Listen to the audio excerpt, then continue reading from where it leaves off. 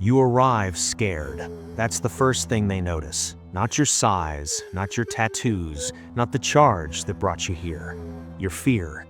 It radiates off you like heat from asphalt in July, and every man in that yard can feel it before you even open your mouth.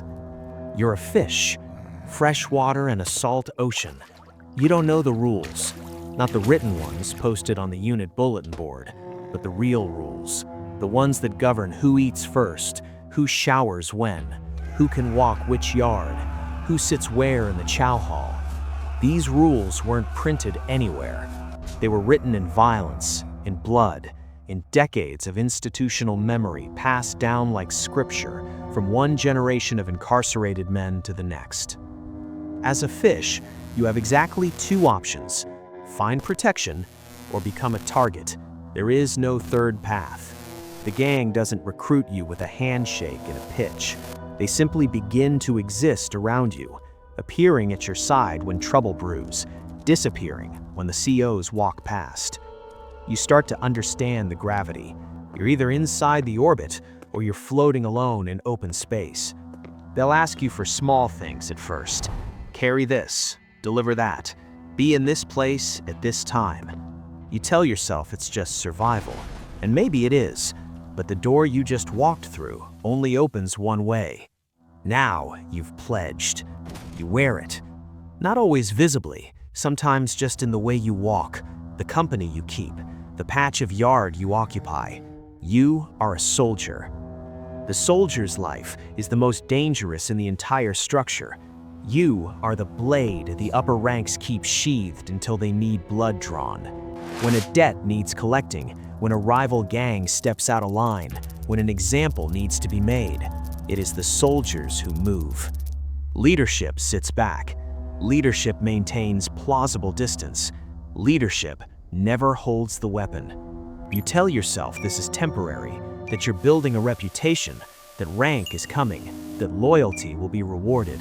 More often, loyalty is simply the tax you pay to stay alive. You've seen soldiers who served faithfully for years get thrown to the administration, sacrificed like pawns the moment they became inconvenient. There is a strange brotherhood here, though. The men beside you in the soldier tier are the ones you'll trust most and know best. In a place designed to strip men of their humanity, this loyalty feels like the most human thing you've experienced in years. That's exactly what makes it so dangerous. You've survived enough to earn a stripe. You're a lieutenant now, a middle manager of the underground economy, a translator between the soldiers below you and the shot callers above you. Below you, there are hungry soldiers who want what you have. They watch your moves, measure your weakness, wait for a moment of vulnerability. Above you, shot callers judge your every decision.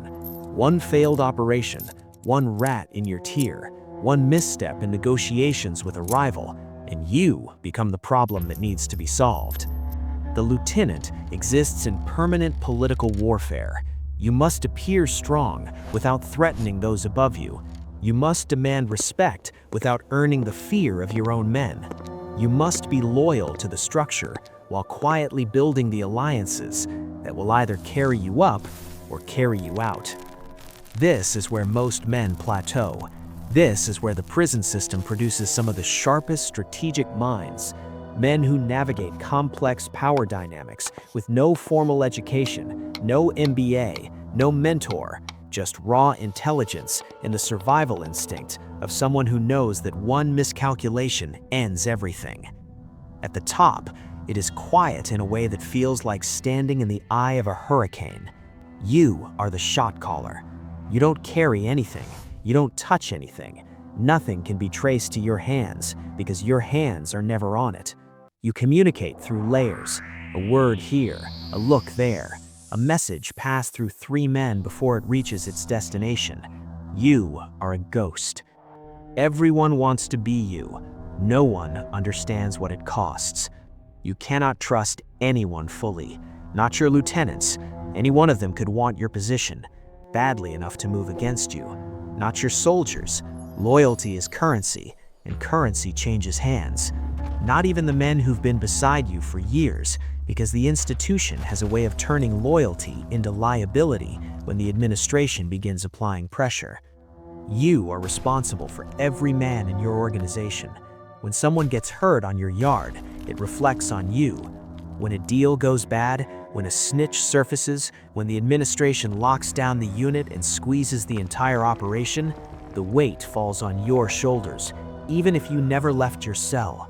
And the administration knows who you are. The gang intelligence officers have your photo on a board somewhere. They know your structure better than some of your own soldiers do. They use you sometimes, an open secret, because a yard with a stable gang hierarchy is often a yard with less random violence. You provide order. In exchange, they let the system breathe. That is the final, most disturbing truth that nobody on the outside understands about prison gang hierarchies. The institution and the gang need each other.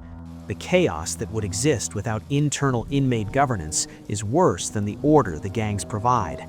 And so the system persists, rank by rank, rule by rule, cell door slam by cell door slam, invisible to the world outside those walls and utterly escapable within them. Survival isn't about winning, it's about staying in the game. The system breathes, and you're just a cog in the machine. If you want to understand the rules no one tells you about the underworld, you're in the right place. The next story is even more profound. Subscribe so you're not just another fish in this ocean. Leave a like if you now see the system differently. See you in the next courtyard.